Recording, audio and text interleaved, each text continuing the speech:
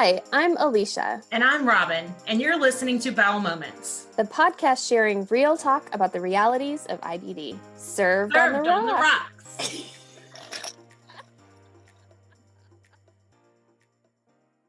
In this episode, we talked to Grady Stewart about his ulcerative colitis, navigating the healthcare system and adult life, how isolating IBD can be, and the joys of pooping while camping.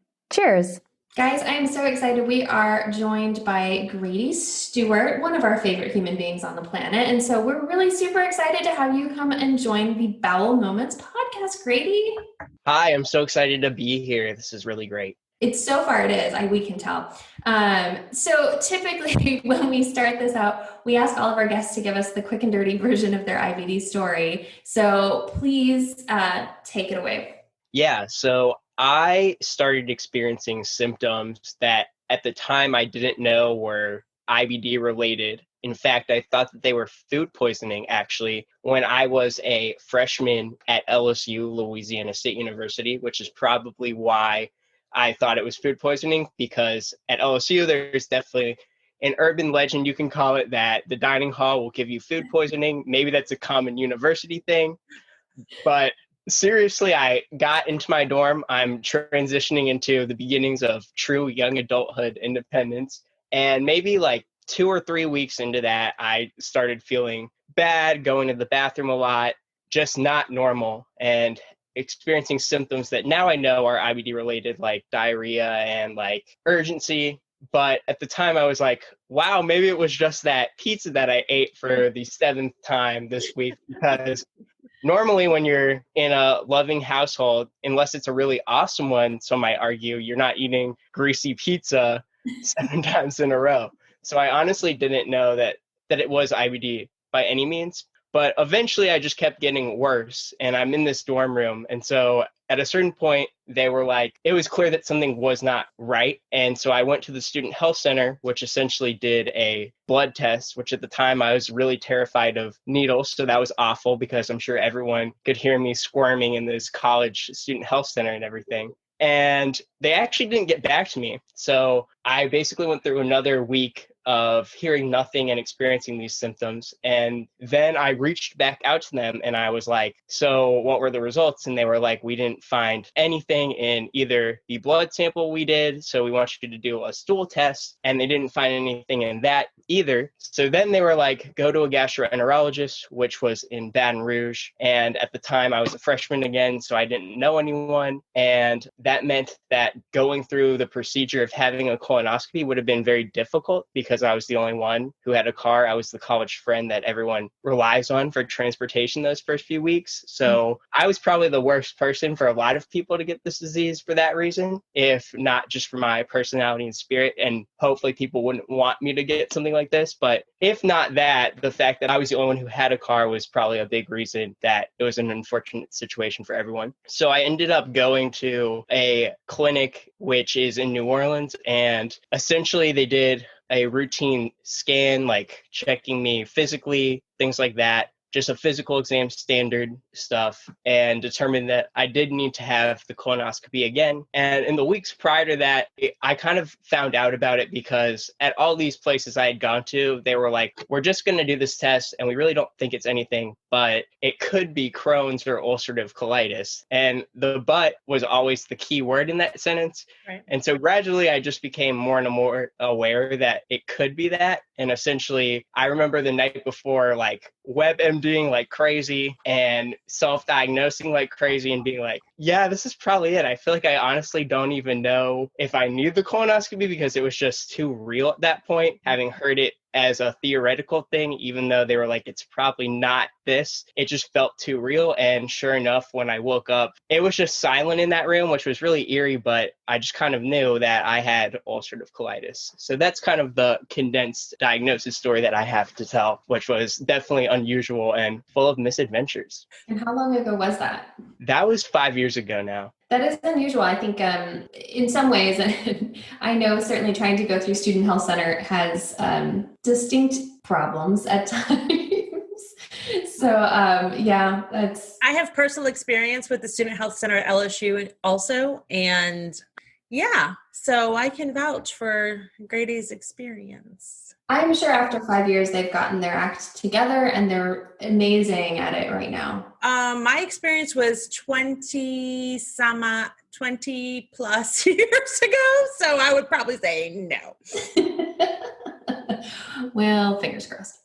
Yeah, it's really interesting because I feel like going into the college experience, I definitely really thought that this was like an actual hospital, because that's kind of how it's presented to you as an incoming freshman, is like, oh, we have this health center that can take care of any of your medical needs on campus. And then that was really put to the test with me. I don't know if they were expecting to get anyone like me all year. Surely not in like the first month, like August of the semester, first month, to have someone walk in like that and just not be able to figure it out. I'm sure it was a challenge for them. So that was definitely an introduction to figuring out how to navigate the medical system and unusual medical complexes that I got very early on. I mean, that had to color your entire college career. How do you think, I mean, like, how did you do for the rest of your time at college, that like coping with this and navigating the student health system? Yeah, so definitely because it was so early on, it shifted my college experience dramatically, because when I first started, especially going to a school like LSU, which being from Louisiana has such a reputation as being like the flagship school and for having really big game days and tailgates and things like that, it has this image of being just this hub of student activity and partying and everything that you would associate with the college experience. But for me, I mean, pretty much immediately, it became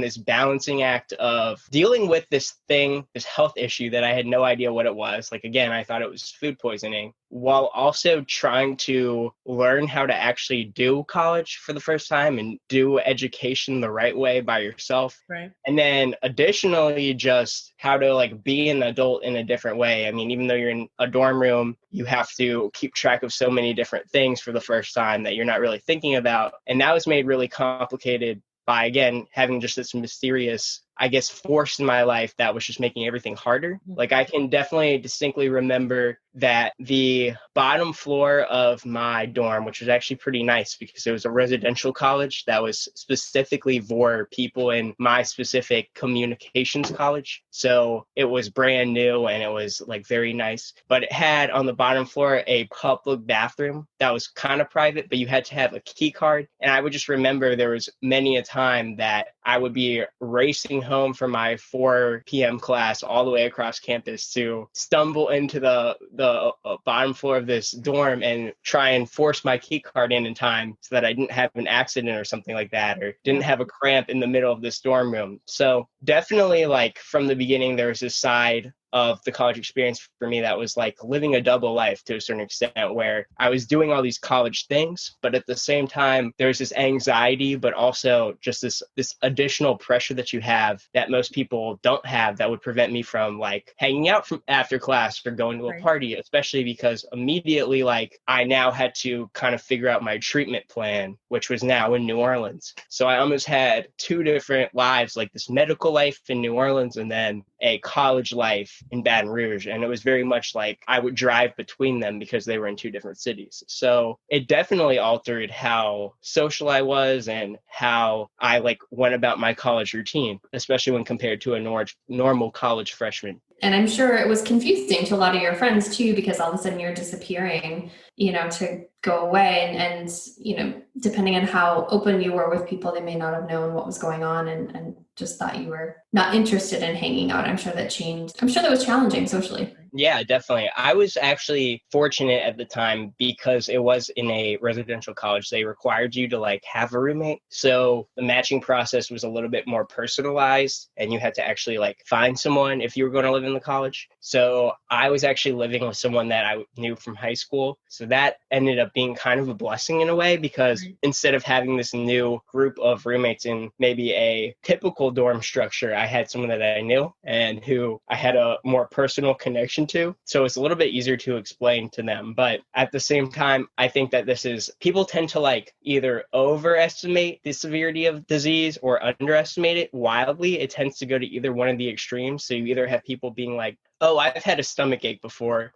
Why can't you hang out? Like, why are you in bed all the time? Or you have people who really, really want to jump to comparisons and are like, you're dying, you have cancer, or something like that. Right. And who don't really know what it is. And their way of rationalizing it is to go to one of those two extremes. So that was definitely difficult. And when you yourself haven't really even learned it, like you're in those early weeks of diagnosis, it's hard to explain because you're like just then getting on your first med, which usually is a complicated experience to say the least, where you're like, I don't know how to take this for sure yet. I'm still learning how to be responsible about taking my medication. I don't even know if it's the one that I'm going to stay on because my doctor's like, let's just try this for now and things like that. So there's a lot of adjustment and there's a lot of just like shifting your whole mentality and even your identity into like a patient identity. Like I think for me personally, one experience that really made it real that I had something different and that I was living this lifestyle of a patient was I was in my dorm room and I was anemic because this was further down the line. And so my disease wasn't really controlled yet. And so I was prescribed iron medication and I'd actually been anemic before in my life, but I was very young. So I'd never been on anemia medication, which is iron.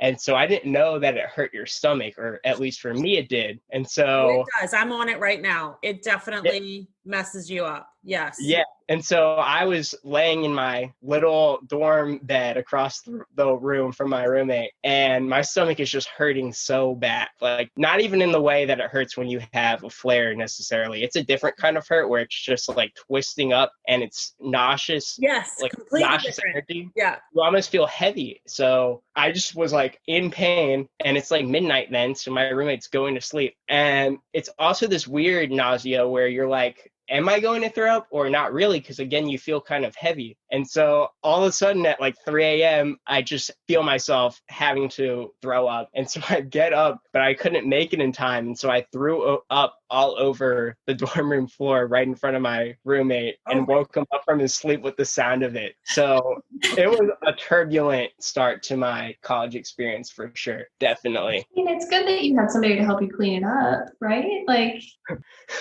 yeah, I mean, or at least split the bill on the Downy paper towel. Right.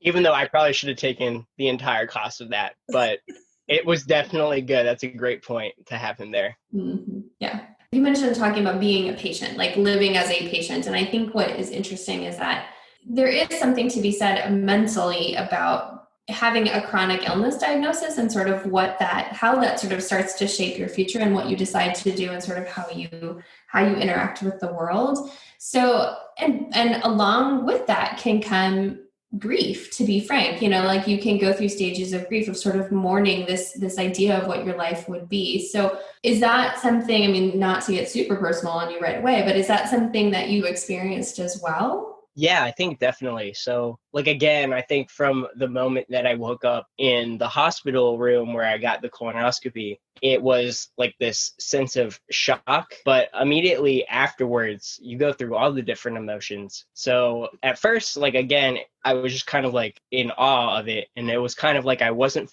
following the normal emotional pattern that you read about often. But then afterwards, you definitely go through all of them. And I think in my case, and in a lot of cases, I think when people and patients are going through experiences like this, it's almost an amplified grieving process, because when you think about traditional grieving processes like a funeral or family loss or natural disaster, not to say that one is worse than the other, they're all terrible. But when you think of those events and you compare them to a personal tragedy or a personal illness, it tends to be magnified in a way and also minimized in a way. And by that, I mean that when you look at a natural disaster or something like that, it's this collective grieving process, right? If you think about a hurricane, which is the natural disaster that I'm most familiar with growing up in Louisiana, like Hurricane Katrina, that's this large scale event that's on the news 24/7 and is like magnified to the maximum amount. Everyone knows about it. It's one of the year's events. And you have an entire city or region or state even, or collection of states that are impacted by it,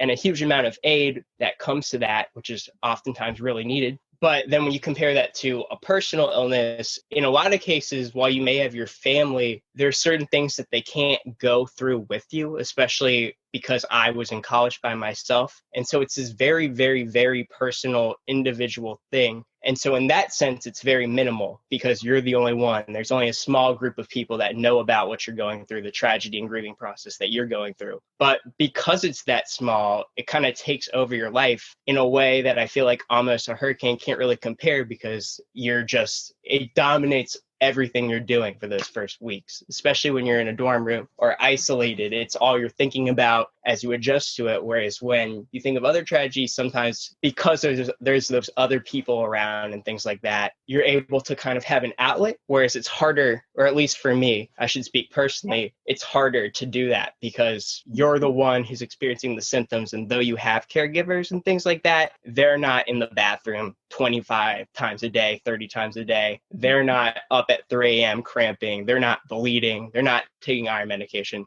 And so that, again, just makes the grieving process just a completely different experience than, for me, a lot of other grieving processes that I've gone through. Mm-hmm. So I think I definitely went through the range of them, is what I'm trying to say, multiple times over instead of just one time. Instead of moving from like anger to acceptance, I would go from anger to acceptance to grief to fear and back and forth because, again, it was just magnified in this complicated way, if that makes sense. It does, and it sounds really isolating. That's kind of the word that popped into my head as you were talking. It sounds like this experience was isolating. Yeah, that's definitely one of the primary words I would use to describe it. I think, like, again, the only time I had heard of anything like Crohn's disease or ulcerative colitis, the only time I had heard those terms was maybe as a kid or a teenager on TV in a commercial for some pharmaceutical medication that you just kind of tune out until the next episode of your show or your sporting event or something like that. And so personally, I don't have a family history of it. And I had only had exposure to it in the form of a source that was not personal at all. If you think of the type of media we consume, I would say, and unless it's done well, advertisements tend to be the least personal form of media you can consume because they're designed to appeal to as many people as possible. So for me, it was just this abstract, impersonal thing that suddenly became very personal and became like the predominant force in my life. And that also just closed myself off to others in a way because I didn't feel like others would know what I was talking about. I didn't know how to talk about it. I didn't know where to find other people who did know what I was going through and things like that. And again, like being in a dorm room, I had a roommate who was a really, really great source of support. But in terms of going beyond that, it was also like the first few weeks of college. So it's a challenge because what am I supposed to do is like, am I supposed to walk into my accounting 2000 class and be like, hey, group members, my name is Grady Stewart, and I just got diagnosed with ulcerative colitis, which is a chronic disease that affects 3.1 million Americans. Like, I'm sure that would be memorable, but it would be difficult to do. So it was isolating because, for one, I didn't know how to find that support. And then I think on a secondary level, but also an even more primary level, I just wasn't really ready to talk about it and connect with others in that way because, again, I was still very much in the thick of the grieving process. So two interesting things. Number one, I was a little bit older than you when I was diagnosed. I was 25. I was married. I had 2 small children. And even in that situation, because you said specifically because you were away from your family experiencing this at college, even in that close quarters, my sister lived in the same neighborhood as me at the time. Like I had family surrounding me and it still was very isolating. It still was very, no one else can go through this with me. And I don't want to say, the only word that comes to mind is denial because I had 2 small children. So I had to like ignore that I had just been diagnosed with a chronic illness because I still had 2 small children to take care of.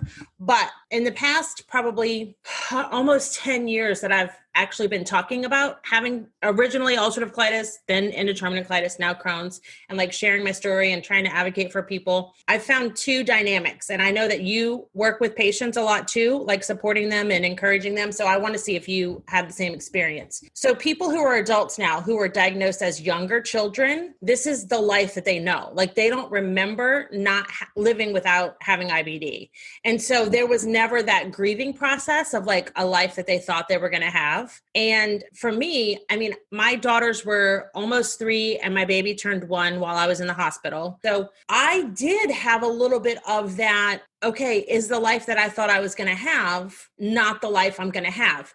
And to be quite frank, yes, that is true. The life that I thought I was going to have at the time is not the life that I have now. Although I told Alicia on our first episode, I would not give this. I'm so grateful for this diagnosis. I would not give it away. I would not wish it on anyone else, but like the person I am today is because of it. But it's still that dynamic of, if you're diagnosed younger, you don't have that sense of loss or grief. And if you're diagnosed teenager, young adult, which is the most common age to be diagnosed, it's like there is that sense of grief of not just, oh, I've been diagnosed with a chronic illness, but the loss of the life that you thought you were going to have. Do you find that, did you feel that yourself? And do you find that in the patients that you like talk to and support and work with? Yeah, I think you're totally right on a lot of different counts, like all of that for sure. And I mean, it's interesting that you point that out because again, like we have a similar background, even if it's not exactly the same, but again, no two patient backgrounds or diagnosis stories are the same. Right. They're all different is the thing. There's so many different experiences,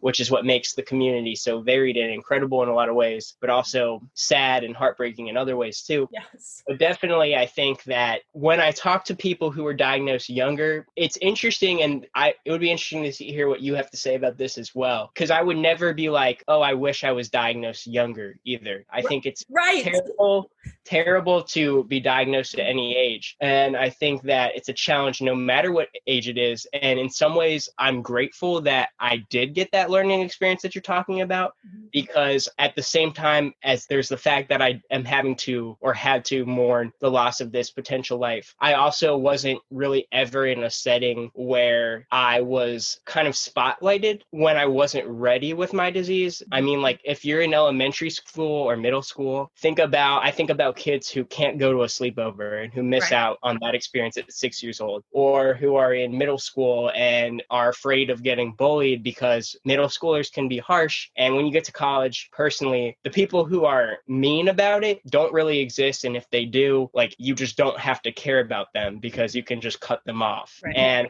honestly, most people at that point are mature enough to not do that. But I do think that you're totally right in the sense that the friends that I talk to who were diagnosed younger have really, really embraced and lived this life where they may just be completely adjusted to the fact that they have to take medication every day. Whereas for me, that was definitely a painful point. At first, it was a struggle to be like, okay, I've got to take my 16 pills every day now for the rest of my life. Like, that's a scary thought for anyone. And a lot of them, because they grew up as kids, like you said, they didn't necessarily have that same experience because they had guidance from the family unit and they kind of grew with their disease. Whereas people who are diagnosed older are kind of growing and then all of a sudden something changes and they have to grow in a completely different direction. Whereas when you're diagnosed younger, you kind of just follow the same path to a certain extent, I think. Not always, because there's nothing universal in life, but you do follow the same path to a certain extent. Whereas when you're older, like, you do think about like what could have been. Like for me, I came from an art school where I was doing film all the time. And I don't think that it's impossible for me to continue doing that necessarily, but I'll say especially at an early age or an earlier point in my diagnosis, it was this anger and this feeling of it being unfair that I couldn't potentially do that career or work on a film set if that's what I wanted to do, because it would be a major challenge to be rushing to the bathroom 20 times a day when you're on a film set and you've got to wrap the movie at like 8 p.m. or you're going to have to pay your entire crew overtime. Like, you can't really direct a movie when you're dealing with that. Grady, one of the things that we talked about prior to us like actually starting this recording is we talked about kind of some of the unmet needs of the community. And that's the great thing about bringing you on, is that you have fingers in a lot of pies, which is somewhat weird and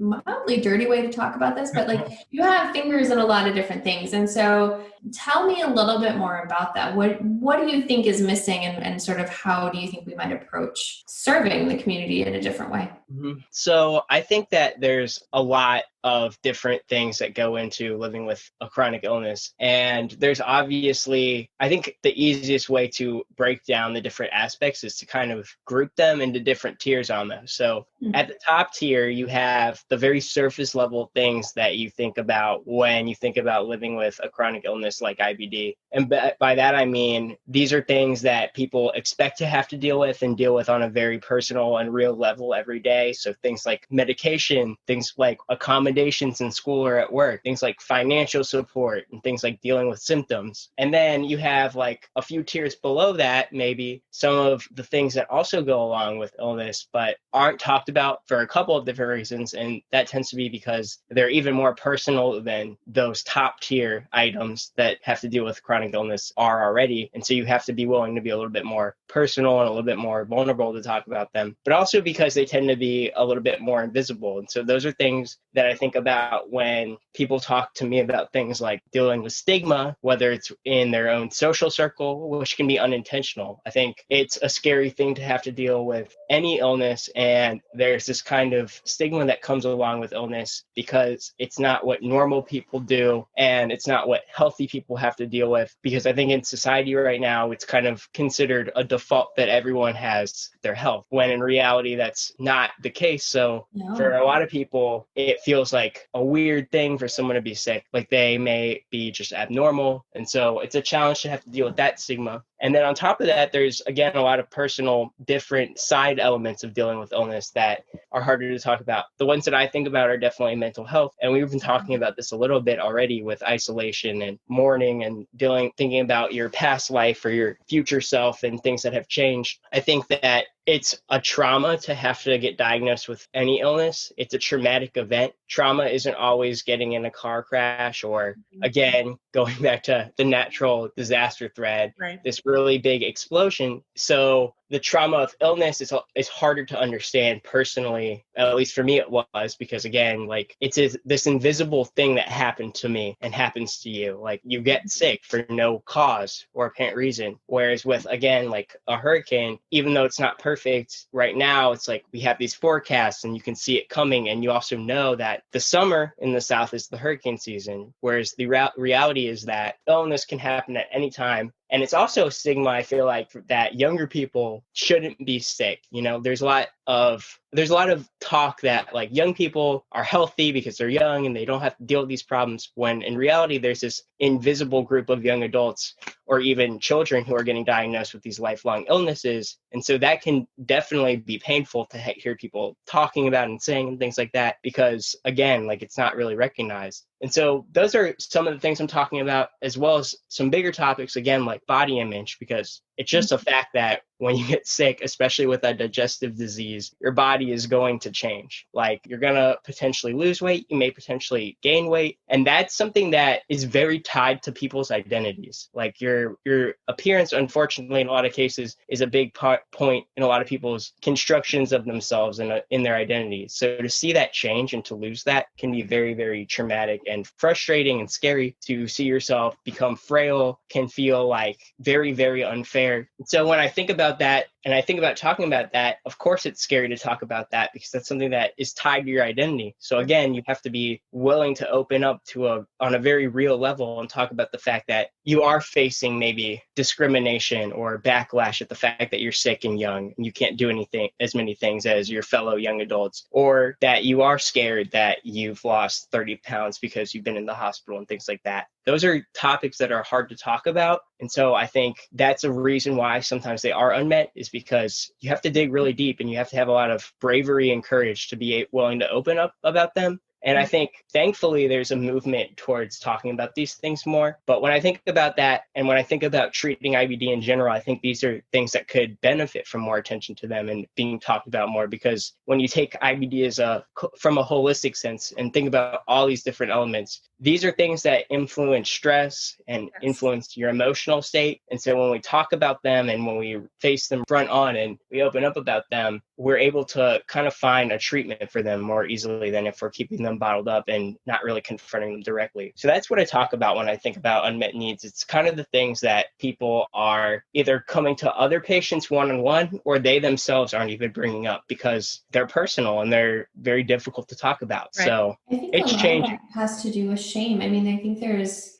this whole movement around sort of recognizing that shame is different than guilt, and that shame can be something that shuts you down. And so I think that there is shame around being diagnosed with chronic illnesses, and shame around body disorders and things like that. And especially in this specific avenue, there is a lot of shame around bathroom issues. And so this, I think that might be part of what we're really looking at too, is this whole, like, people don't want to talk about it. They don't feel like they can talk about it because there's this really deep shame that's involved. And I think that needs to be recognized as part of the holistic treatment of somebody living with these diseases. Yeah.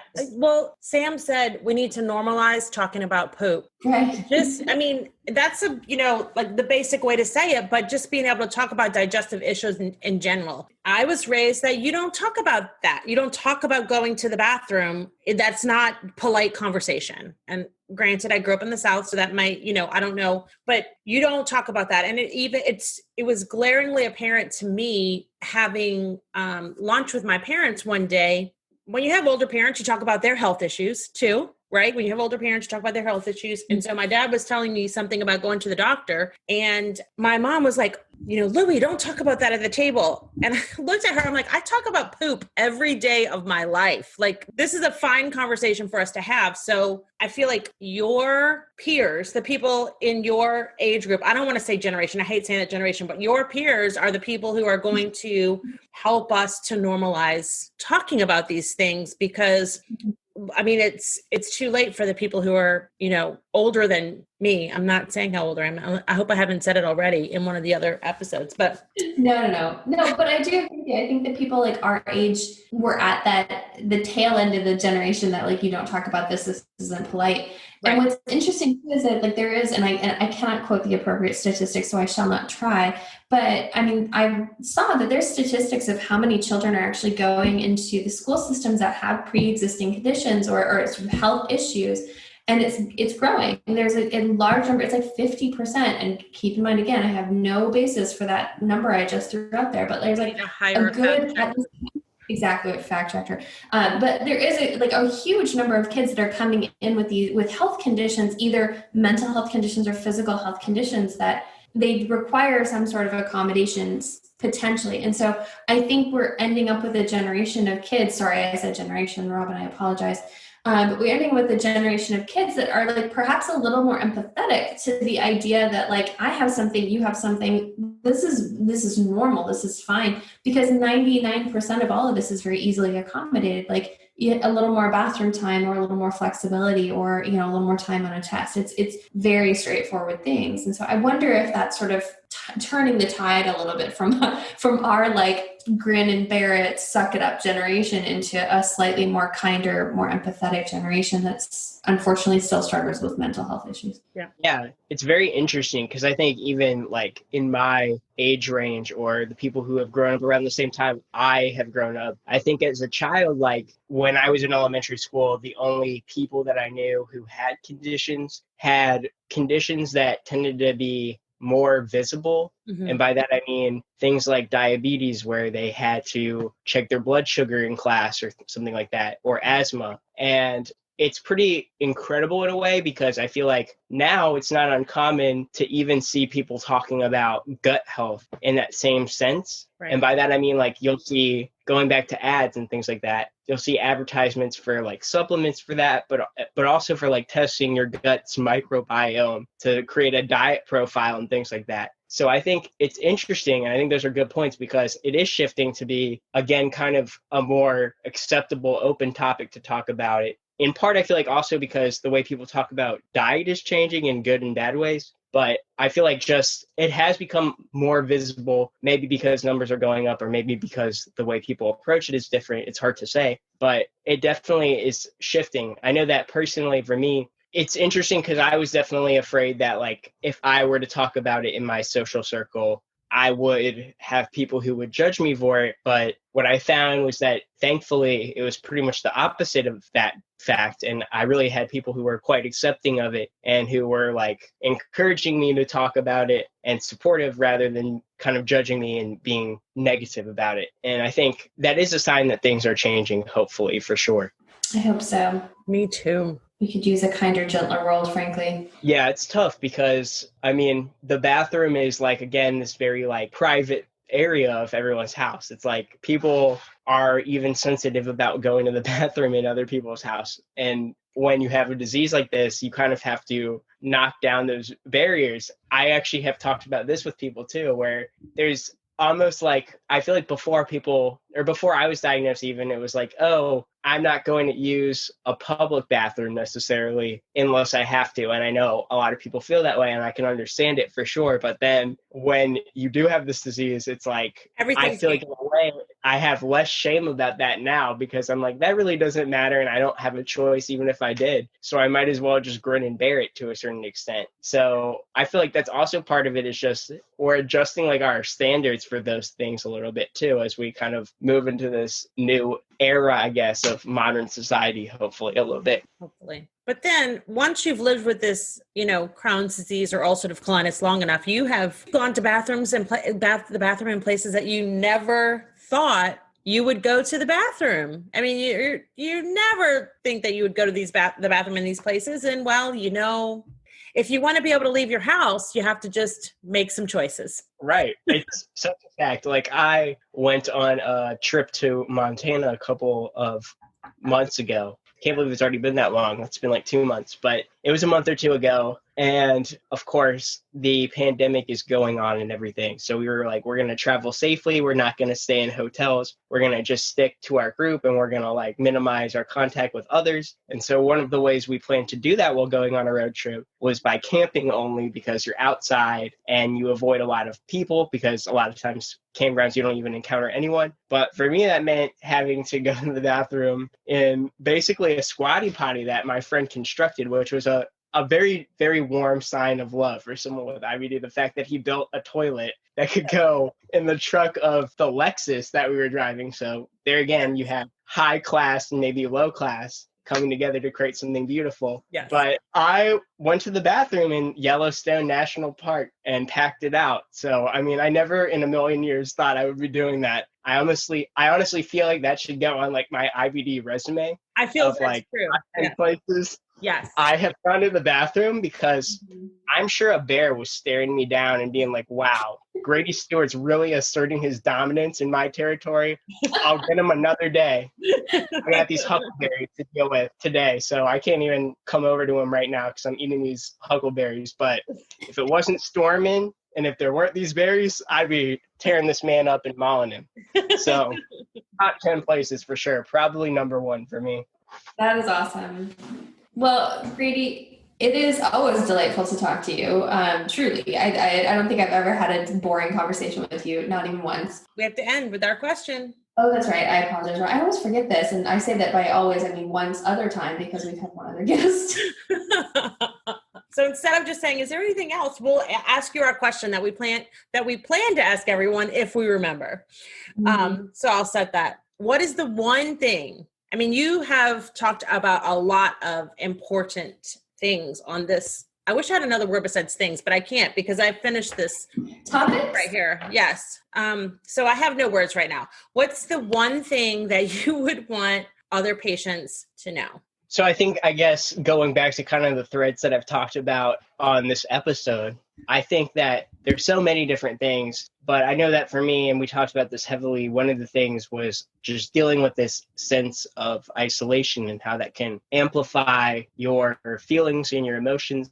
And when you're in this isolated state, it can be really, really hard, and you can find that you can't see a way out from the fear that you're feeling, the anxiety that you're feeling, the grief, the anger. I know I definitely went through a phase where I was like, I don't want to interact with anyone or even this world necessarily because it's just so unfair. It cursed me with this disease. Why me? But ultimately, I think that in order to progress, it's really important that you do open up. And in the process, I think you'll find that you're not wrong to be feeling these things. I still feel them on a regular basis even. I think I'm always growing and evolving with my disease, and part of that is having to face certain emotions again. So these feelings of pain, of loss that we've talked about, of anger and anxiety, they're very real. But what can make it easier is opening up and connecting with others. There's so many different resources out there. And when you get outside of that square grid of isolation, you kind of, again, open yourself up to this shared collective experience of living with these diseases. And you gain so much in terms of friendship,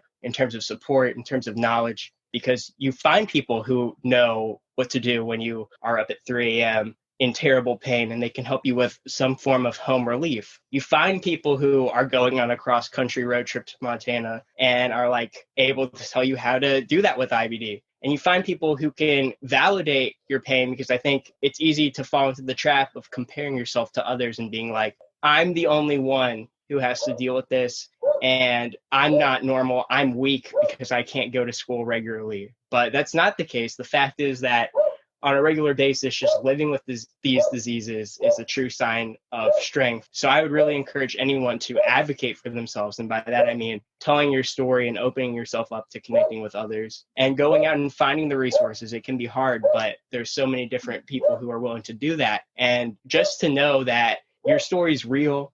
Anything that you're going for is totally normal, unless you need to see a doctor. In that case, go see a doctor. But for the most part, it's totally real. And you can find support if you look for it. I think this is one of the best communities to be a part of. And like Robin said, I've learned so much from having this disease. I know that like every second I have is a precious gift. And I just have so much more gratitude for everything I get to do because I have this disease. This disease can't stop me from going out and going across the country to Montana. And it can't stop you from writing that book you want to write or having that career you want to fulfill or any of your goals. It may be a little bit harder, but you're capable of it. And so there's so many different resources that I'm sure you'll find through this podcast or other different resources that are out there that can direct you to them. But I think the first step to realizing all that is to just live despite your disease and to connect with others and find support and being willing to tell your story and to advocate for yourself.